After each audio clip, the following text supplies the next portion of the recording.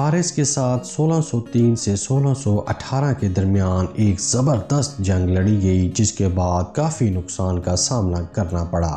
سلطان احمد اول نے عثمانی طاقت کو دوبارہ قائم کرنے کے لیے استنبول میں ایک شاندار اور بڑی مسجد بنانے کا فیصلہ کیا۔ اس کے پیش رو اپنی مساجد کی تعمیر کے لیے مال غنیمت سے ادائیگی کیا کرتے تھے، لیکن احمد اول نے اس کی تعمیر کے لیے سرکاری خزانے سے چندہ حاصل کیا۔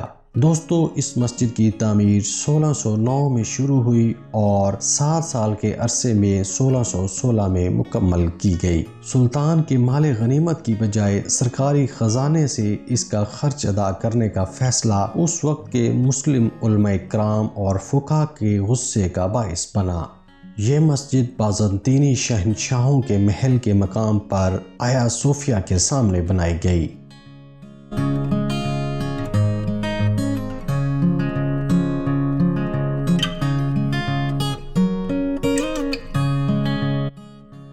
بلیو ماسک میں 5 مرکزی گنبد، 6 مینار اور 8 ثانوی گنبد موجود ہیں۔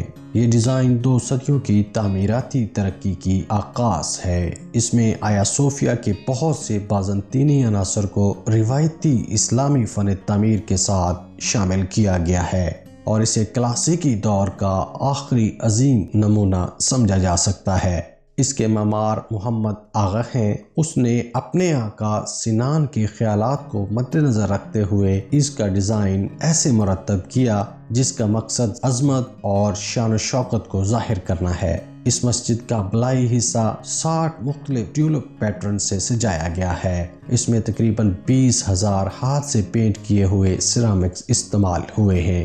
نچلی منزلوں کو 200 شیشوں کی کھڑکیوں سے روشن کیا گیا ہے۔ مسجد کے سامنے ایک بڑا چشمہ اور وضو کے لیے خصوصی جگہ کے ساتھ ایک صحن بھی موجود ہے۔ مغربی جانب عدالت کے دروازے پر لوہے کی زنجیر لٹکائی گئی ہے۔ صرف سلطان کو مسجد میں گھوڑوں کی پیٹھ پر سوار ہو کر ادھر سے گزرنے کی اجازت ہوتی تھی اور اسے زنجیر سے نہ ٹکرانے کے لیے اپنے سر نیچے کرنا پڑتا تھا۔ یہ عمل ایک علامتی اشارہ تھا جو اللہ کے سامنے حکمران کی عاجزی کو یقینی بناتا تھا۔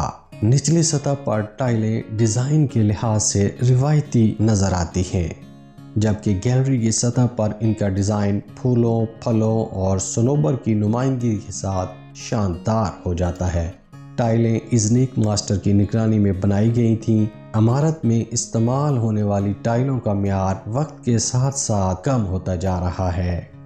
داخلے کی اوپری سطح پر نیلا رنگ ہمیں غالب نظر آتا ہے۔ پیچیدہ ڈیزائن کے ساتھ 200 سے زیادہ خوبصورت شیشے کی کھڑکیاں قدرتی روشنی کی مانند نظر آتی ہیں۔ آج فانوس کی مدد سے یہ حصہ مزید دلکش نظر آنے لگ گیا ہے۔ آپ کو یہ جان کر حیرت ہوگی کہ فانوس پر شتر مرغ کے انڈے رکھے جاتے تھے، جس کا مقصد مکڑیوں کو بھگا کر مسجد کے اندر جالوں سے بچنا تھا۔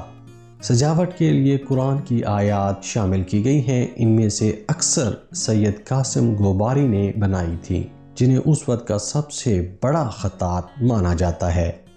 فرش قالینوں سے ڈھکے ہوئے ہیں جو مختلف عمرا کی طرف سے عطیہ کیے جاتے ہیں۔ انہیں باقاعدگی سے تبدیل کیا جاتا ہے۔ کھڑکیوں کے لیے رنگین شیشہ وینس کے بادشاہ کی طرف سے سلطان کو تحفے میں دیا گیا تھا۔ مسجد کے اندرونی حصے میں سب سے اہم عنصر محراب ہے، جو باریک نقش و نگار اور سنگ مرمر سے بنایا گیا ہے۔ یہ بہت سی کھڑکیوں سے گھرا ہوا ہے۔ ملحقہ دیواروں کو سیرامک ٹائلوں میں ڈھانپ دیا گیا ہے۔ محراب کے دائیں جانب ایک شاندار ممبر ہے، جہاں امام جمعہ یا دوسرے موقعوں پر خطبہ دیتے وقت کھڑا نظر آتا ہے۔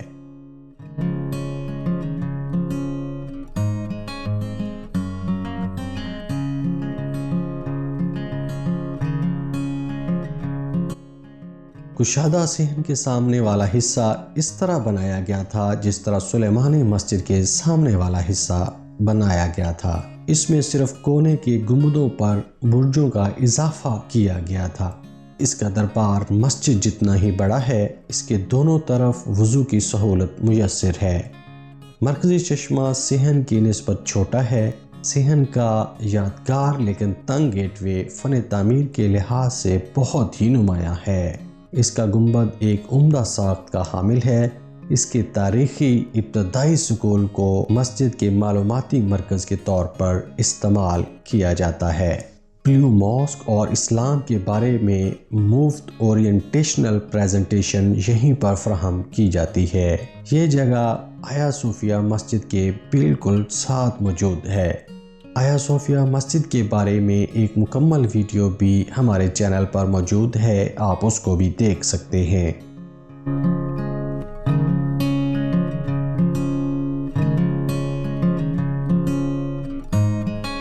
جہاں تک میناروں کا ذکر ہے، نیلی ماسک یا بلیو ماسک ترکی کی ان 5 مساجد میں سے ایک ہے جس کے 6 مینار ہیں۔ بلیو ماسک کے کونوں میں 4 مینار کھڑے ہیں، ان کے درمیان 3 بالکنیاں بنائی گئی ہیں، جبکہ عدالت کے آخر میں 2 دیگر بالکنیاں بھی موجود ہیں۔ ان بالکنیوں کی تعمیر سے پہلے مؤذن یا نمازی کو اذان دینے کے لیے دن میں 5 مرتبہ تنگ سیڑھی پر چڑھنا پڑتا تھا۔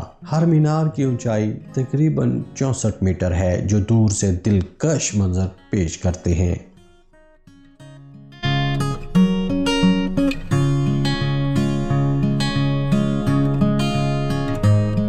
بلیو ماسک کے خوبصورت فن تعمیر اور لوگوں میں اس کی مقبولیت کو دیکھتے ہوئے یونیسکو نے 1985 کو اسے عالمی ثقافتی ورثے کی لسٹ میں شامل کر لیا۔ اس مسجد میں 10,000 لوگوں کی ایک ہی وقت میں عبادت کرنے کی گنجائش موجود ہے۔ بلیو ماسک کے بارے میں ابھی کے لیے اتنا ہی۔ آیا صوفیہ مسجد اور بلیو ماسک مسجد کا موازنہ کرنے کے لیے آپ کو آیا صوفیہ ماسک کی اس ویڈیو پر کلک کر کے اسے بھی لازمی دیکھنا چاہیے۔ اس ویڈیو کے دیکھنے کے بعد آپ دونوں کا بڑے زبردست طریقے سے موازنہ کر سکیں گے۔ ابھی کے لیے ہمیں اجازت دیں، دوبارہ ملاقات ہوگی۔ فی امان اللہ۔